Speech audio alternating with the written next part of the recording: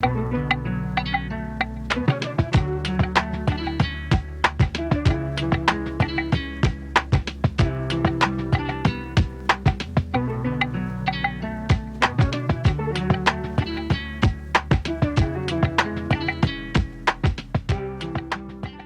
my name is Anthony Saniger, and I'm the founder and CEO of Standard Dose. We are a plant-based wellness marketplace that is focused on healing people through plants and through experience.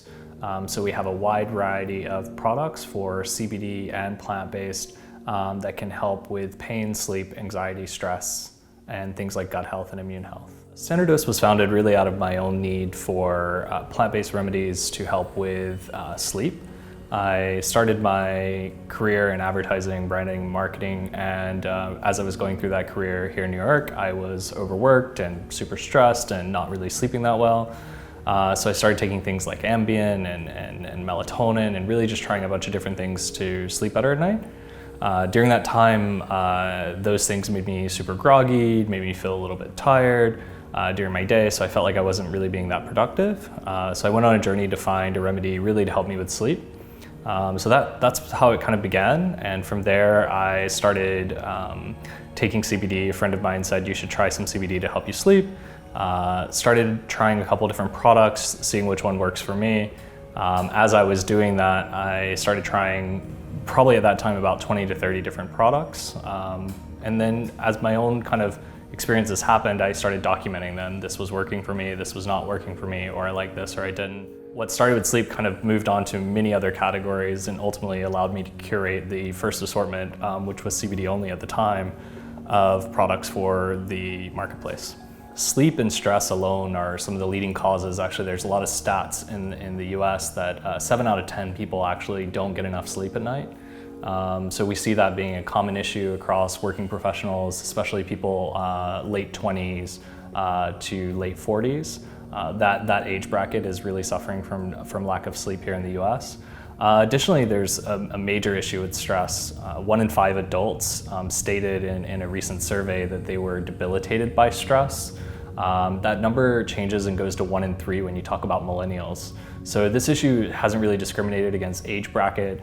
That's the other thing about kind of building a marketplace, is we wanted it to be a marketplace that existed to really touch all of those audiences, because we realize that these are common issues that are happening across the country. When you walk into Standard Dose, I really want people to feel like they just walked into an oasis. When I was designing out the space, one of the big pieces to that was I was walking down the street and I was on the phone, and it was in the middle of Manhattan, Midtown, and a jackhammer was going on the street. And I said, all I want is Standard Dose to not feel like I feel right now, which is a jackhammer on the street, loud cars honking, noise everywhere. The mood should be very calm and serene. I want it to be an oasis where people can come in, sit in our meditation room, have a cup of tea, and really take a few moments. When you first walk in to the space, you see a long, narrow space with a meditation room in the back where you see an arc that houses a plant with a light that's shining down upon it. That's intentional to draw your eye to the back of the space, to bring you in, invite you into the space. You see things to your left like our wall of tiles, which is all handmade tiles, one by one, each one being very unique.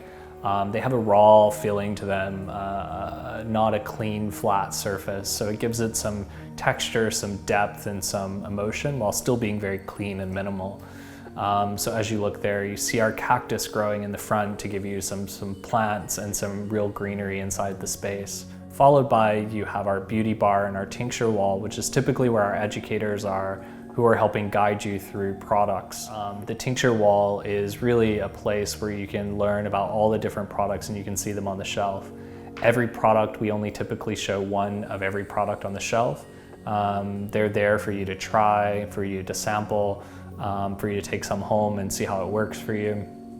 And then from there, we're able to help guide you, and then all of the actual stock is underneath the cabinets, hidden away from the customer, so that way they don't feel overwhelmed by the volume of product. And then towards the back, like once you cross over the arch, you enter the meditation space. The meditation space is dimmer than the front space.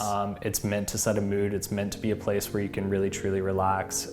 We have a tea bar inside where we brew our own teas, each one with a custom blend and custom formula. that help again with some of those need states. So some are anti-inflammatory that help with pain reduction, and some of them are more calming and grounding. The meditation space, in addition to the really soft, oversized meditation cushions, which invite you to sit down, also has a therapeutic light in the ceiling. The light in the back of the space is actually one of my pride and joys from the space. The light is a 4,000-pound machine that's been structurally engineered to the building and put into steel beams. And it actually is a therapeutic light that was created in Italy. The light was created to help replicate the sun. So as you stand underneath it, you can actually look up and see the sun. And even though we're on a first floor in Manhattan and have no access to see the sun in this space, it reflects and gives off the true natural feeling of daylight. This sun and this machine has been used in different hospital settings and in clinical trials, and has actually been shown to help reduce heart rates in patients with elevated heart rates. So it was important to me that we bring that in, also a therapeutic light, into Manhattan, where most parts of the day it's really hard on a ground level to get in that natural sunlight to the back of a room. And so that, again, adds another level of serenity and calm. Some of the exciting parts are, now that the store's been built and been around for a little while, I've looked in a couple times, and I saw a woman who used to come here on her lunch break, and she would fall asleep in the corner, and my staff would be like, do I wake her? And I said, no, we've achieved our goal, which is to helping her find a moment of calm and relaxing. People in their day-to-day aren't finding that at home or at work. At home you've got maybe kids screaming, or you've got loud noise as you're walking down the street and on your commute, or you've got, in the office and being pulled in a lot of different directions. So sometimes you just really need that one little place that you can escape. And so that's really the feeling that I want people to have as they walk into the store. I do think that retail as a whole, and especially brick and mortar, has really changed. I think there's two trains of thoughts on this, which are brick and mortar is dead, it doesn't have a place anymore, and everyone should just buy online.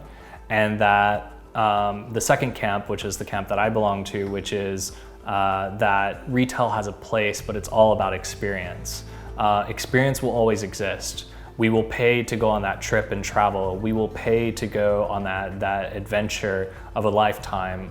We will pay for that experience that we're gonna get, whether that's going out to a night with friends or having a really amazing dinner. We will pay for that experience as customers, because that experience creates lasting moments that change our life. And so I think for us, in retail and in retail experience, it's not just about selling the products on the shelf. Actually, we don't measure metrics such as the conversion rate in store, how much people spend, how can we get them to spend more. That's not our mission here. How many people did we help today? And how can we actually help guide them to be a part of our brand? And remember that moment where they sat in our meditation room, they closed their eyes for 30 seconds during the day, and it was the first time they had peace and quiet. That moment, when we can connect on that emotional level with the customer, that moment they will remember, that moment they'll take with them, and then that moment, the next time they're searching for it, they will know that Standard Dose is there to help them with that. I think that's why it's so important to have a retail experience, and I think that's why it's so important to bring the conversation of retail experiences back in. We can't do that right now, but in the future when we can, it's important to bring that conversation back into the retail space. But it's not about selling product. It's never been about selling products inside the space. And then I think in addition to that, we've seen a lot of retailers kind of neglect store. When you walk into a lot of retailers such as Sephora or places like that, it's box on box on box on box. It's loud music. There's so much chaos. It's not a very peaceful environment. So when you walk in and you create that anxiety, right? As marketers, that's what we used to be taught that retail was. You walk into a space and you want to get them hyped up. You saw this with Abercrombie & Fitch, for example. Loud music, fragrance pop through the air, people dancing, shirts off, that was the vibe. I don't believe that that's the vibe that we can really connect to people anymore. I think people are so anxious and stressed throughout their day-to-day that giving them a space and environment where there's not so many overwhelming choices, there's not box on box that they have to go through. They've got to go do the hard work.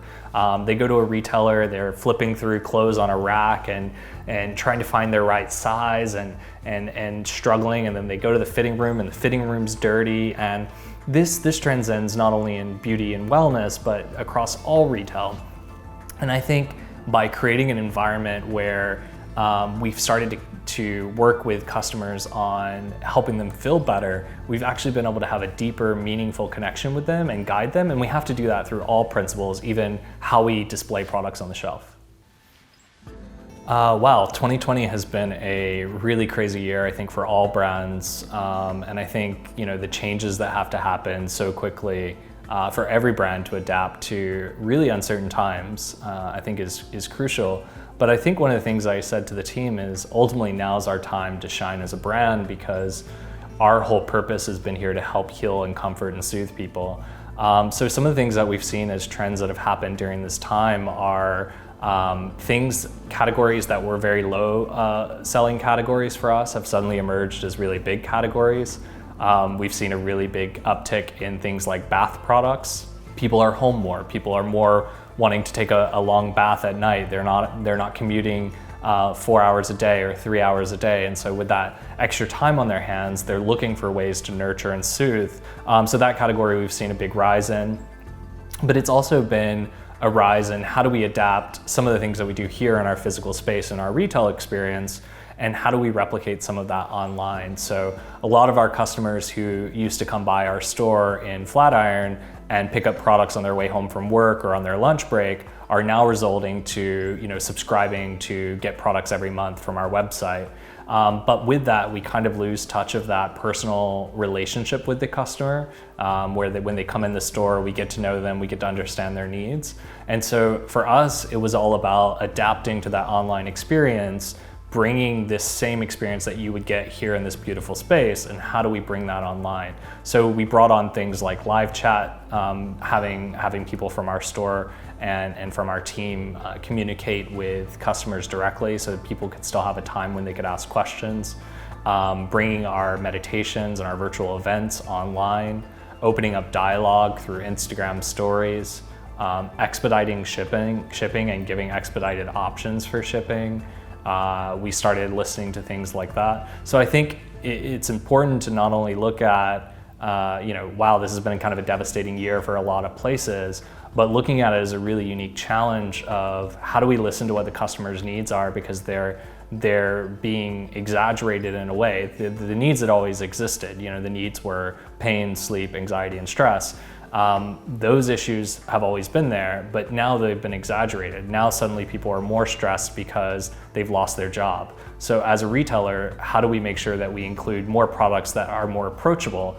Before, a lot of our products were really high price point. Now we've brought in products that are more entry-level price points so we can have a more approachable assortment as our consumers go through different needs, which maybe they've lost their job and they need a lower, cheaper option. Without diluting our brand or diluting the luxury of what we're doing, but making it more approachable and accessible to more people. So I think, I've seen this time as, yes, it's been crazy. Our retail space was closed for many months, reopened.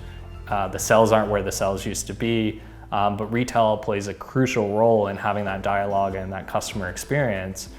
But in the meantime, while the store and physical presence is not possible, what can we do as a brand to really elevate the conversation and fill more of those gaps where we're seeing more and more need from our customers? I think the broader plant-based story is really this movement of people moving away from only pharma to solve needs. I think, pharma has its place and definitely has a really valid place, especially in today's environment. But I do think at the same time, there's a lot of things that we've been trained to take pharma for. Great story as an example, my grandmother who grew up in the south of the US, she grew up and part of that family is actually Native American. They used a lot of plant-based to actually help with a lot of things. And I remember when I was young, I went to my great-grandmother's house and she gave me a spoonful of castor root. And I thought she was crazy because I just told her I had a messed up stomach, and I said, maybe you should just give me what my mom gives me, which is this like over-the-counter pharmaceutical. And my great-grandmother said, no, this is really good. It's going to help solve your problem. And it was the most disgusting thing I'd ever tried. And I remember in that moment being really frustrated and saying, like, just give me that pill that my mom gives me, right, as a young kid. Then fast forward, as I've started looking at the broader plant-based story of even the products that we carry, Things like we have a Ayurvedic product that is been used in India for thousands and thousands of years, and I was looking at the back of the label and I saw castor root on the back of the label, and it connected to me that my great-grandmother, who was in the south of the US, who had never really traveled, who grew up very, very poor, was suddenly using a same ingredient that was made from plants for the same issue as people in India had been using for thousands of years. I think that was a big wake-up call for me. And I think how CBD fits into it is it's one really powerful ingredient that can help with different issues, but it's just one powerful plant-based ingredient. I think the broader plant conversation is a really big conversation. And I think people are really turning to it to help solve smaller problems in ways that there's a lack of trust or authenticity with pharma. And so people are looking at plants in a way, not in a way of like, I'm this herbalist who grows things in my garden and I want to be in this like kitchen hiking a mountain in Colorado, but in this authentic way of saying, wait a minute, let me just question what's in this product and is there a natural alternative to this? So people are turning to that. I think CBD is one powerful ingredient in that story, but at the same time, I think there's so many other plant-based ingredients that can help with other needs that we have, like pain, sleep, anxiety, stress, gut health, immune health, and I think CBD plays a role in some of those, and some of those that it does not. I think transparency as a whole in CBD is really starting to be a big topic of conversation. In the beginning, no one even had their COAs. There were brands that were coming to us and saying, oh yeah, but we've never tested our products. Brands are understanding that it's important as ever to really test the products and be sure what the makeup of the product is and what the COA stands for.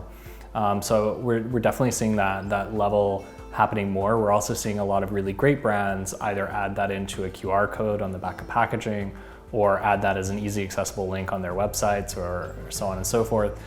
So I definitely do see transparency happening more and more across the really good brands. With that being said, there's a lot of really bad actors out there. There's thousands of brands kind of jumping into the space at one time. So I do see that as we go more and more into the space, there's a lot of brands that want to do things the right way. There's a lack of guidance from the FDA, a lack of guidance from a lot of other players. And so because of that, there's a lot of brands out there that are just saying, tell us the rules and we'll follow the rules.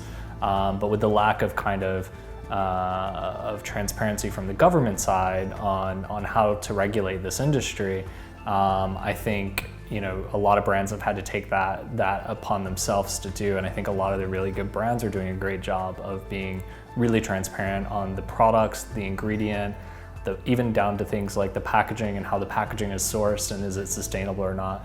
So I do see transparency opening up really, really great in some of the good brands, and then some of the bad brands are still going further and further away from transparency.